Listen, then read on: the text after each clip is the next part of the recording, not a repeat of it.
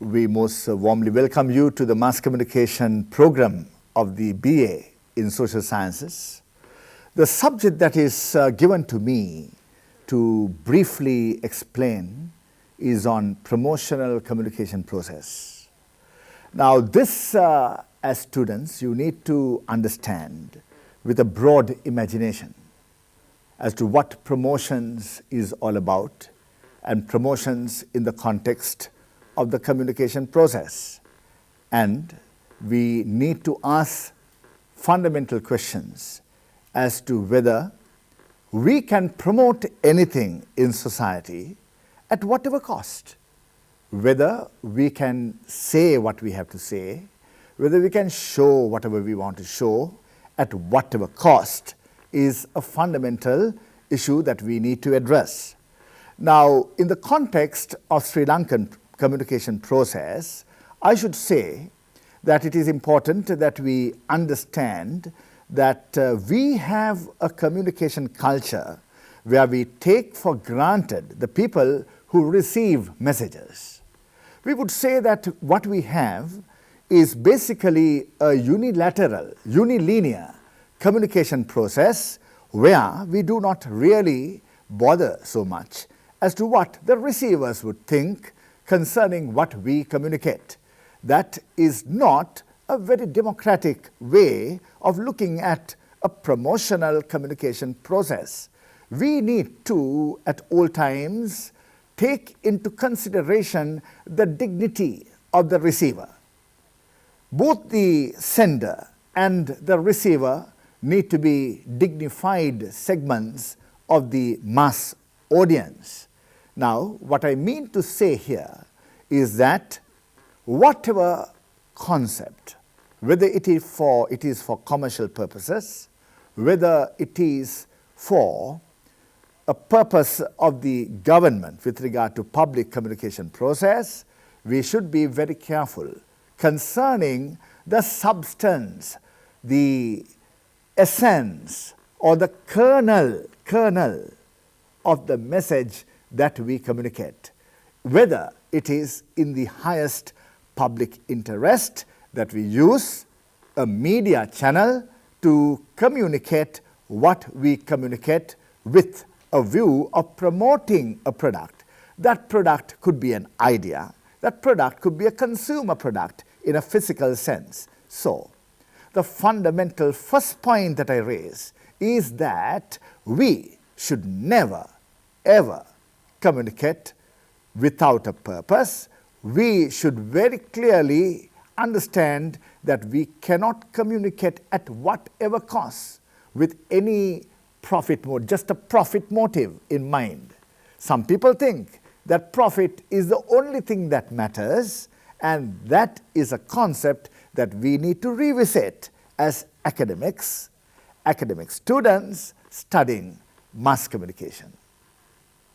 Now, a second fundamental point which is very much connected with what I said earlier is we need to understand in promoting anything through a communication process that we live in a specific culture, specific society which claims to have a particular type of values, beliefs, attitudes, conventions, traditions that makes the culture.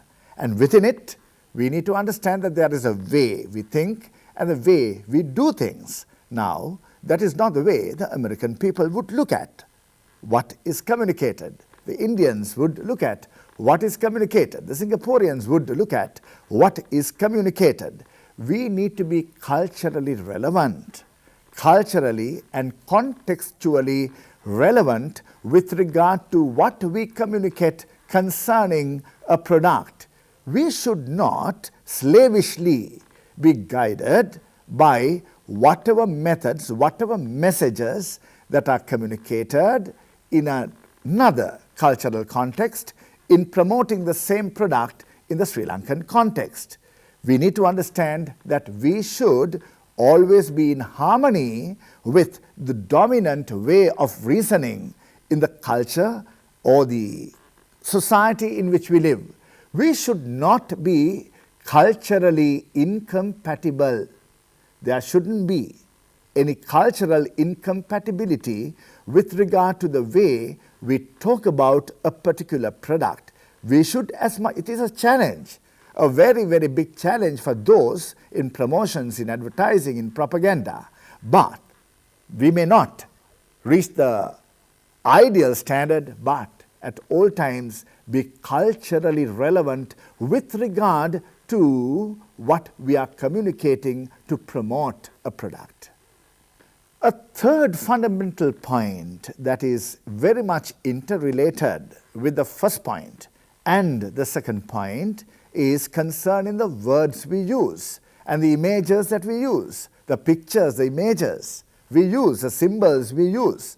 Now, it is very important that we also be original, creative, innovative, in a culturally contextually relevant manner with regard to what we use in order to promote a product. We are slavish, as I said, with regard to images that we use in communication processes. We are very much guided, we are very much influenced, I would say, having a very superseding, overwhelming influence from either the dominant eastern sector, whether it be India or whether it be the Western context, concerning the way we promote a product. The images and the words need to be very much more original, innovative and creative. We should not be slavishly following whatever that has been used, because in any case, in promotional communications, originality of the message matters so much. Who in the audience would like to see a stale message? Whether it be a product that is heavily used in another cultural context, in another country, still we need to understand, as Sri Lankans engage in promotions and advertising and propaganda, that we have enormous potential to be original concerning words and images used for communication process in promotions. Now, a fourth fundamental point, my dear students, I hope you understood very clearly what I said in the first, second and the third points. Now, here we are talking about the medium itself. Mass media.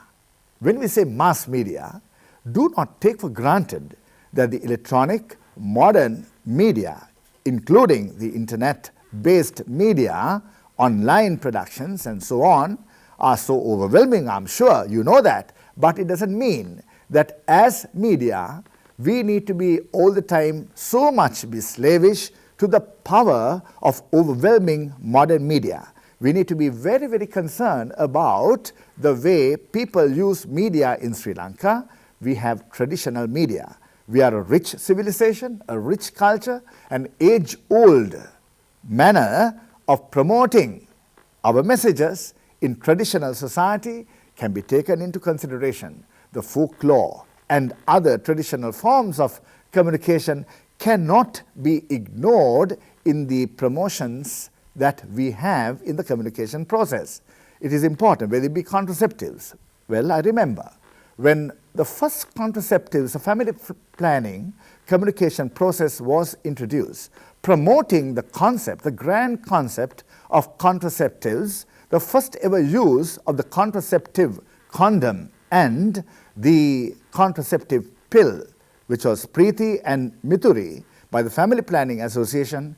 Well, the top communication experts did not in any case consider the modern media alone are sufficient to communicate this process to indigenous people, the Vedda community, people in the rural villages who were not having communication media of the type that we use today. Even today, we know the Sri Lankan society has enormous socioeconomic disparities in such a context. Not all people consider the modern media that we use as overwhelming in the political process, commercial communication process, and with regard to the national development communication processes. So, with regard to the message use, always understanding understand very clearly the potential of traditional media and modern media, always try to see the appropriateness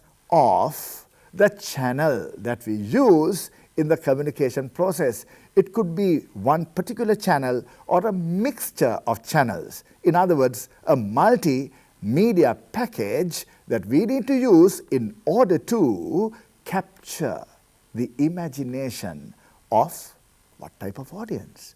Heterogeneous audience, diverse audience, with regard to ethnicity, with regard to values, religion, socioeconomic status, well, traditions people uphold. Well, a heterogeneous audience need to be addressed with appropriate media channels, modern and traditional. Now, in my first point, my dear students, I told one thing very clearly, that we should not take for granted the nature of the way the receivers receive communication messages. We also should not be communicating at whatever cost. Those are very important things. Now, in this point, the fifth point, what I'm saying is that unilateral, unilinear communication processes that we often use in the communication process through media do not take seriously as to what the receivers think about what we have communicated. We do not respect the dignity of the receivers. Receivers and all what they stand for, how they perceive, whether it be a political message. Well, we saw an active, dynamic political communication process in recent times with regard to the presidential election campaign, with regard to constitutional reforms. We see all types of messages in other sectors, but do not think that they perceived what you have communicated as intended by you.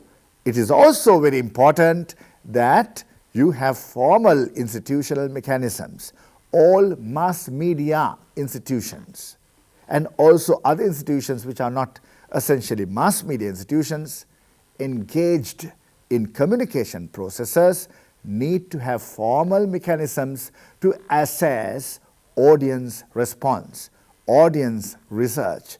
We need to be extremely concerned about how they have perceived the way we have communicated, the messages communicated, whether they had the intended impact on the audience. Without that, if we continue to communicate through media channels, it could be very much like communicating to a blank wall. Now, into the sixth fundamental point. My dear students, there are so many points that can be explained, but in the context of this video clip, we are dealing with 6 points. The sixth point is not the final point, a conclusive point, but here I'm talking about something very, very important in the context of third world societies. We may call them developing countries, advanced developed countries, developing countries, least developed countries. We have a problem with regard to the communication process that is connected with source and message credibility. We are a society, as a result of not understanding what I'm saying, a society where people do not trust communication agencies, communicators. They believe that people in influential public opinion forming positions do not have credibility. Viswasaniyatva. There is no credibility in what people say, whether it be political leaders, those in commercial organizations, whether it be in the public sector, private sector, non-governmental sector, whatever communication process in the eyes of the people lack credibility when source credibility is questionable. When source credibility, that is, the source that communicates, is not considered credible, what happens? Message is affected. Message is affected because there is an interconnection between message and source. Mulasraya saha panividaya. Now, it is very important that we be trustworthy in communicating anything. Source and message credibility, very important. Once people consider a source as lacking in credibility, Viswasaniyatva, there is absolutely no reason, as has happened in the political world, there is no reason for the people to trust the message that is communicated by a particular source. It is in the highest interest of democratic process, democratic communication processes, and a dignified society. We often talk about principles of good governance, Yahapalanaya, that is needed with regard to everything that we do. We should at all times protect credibility of source and message. We are a society living in distrust. Institutions are not trusted, individuals are not trusted, governments are not trusted. Therefore, what will happen to the people? The people have nowhere to go. The people feel miserable because, in their opinion, institutions and individuals are habitually, Vinodansya Klesa, habitually communicating that which is questionable, that which is not quite right. Hence, my dear students, as students of communication of the Department of Social Studies, study mass communication as a discipline.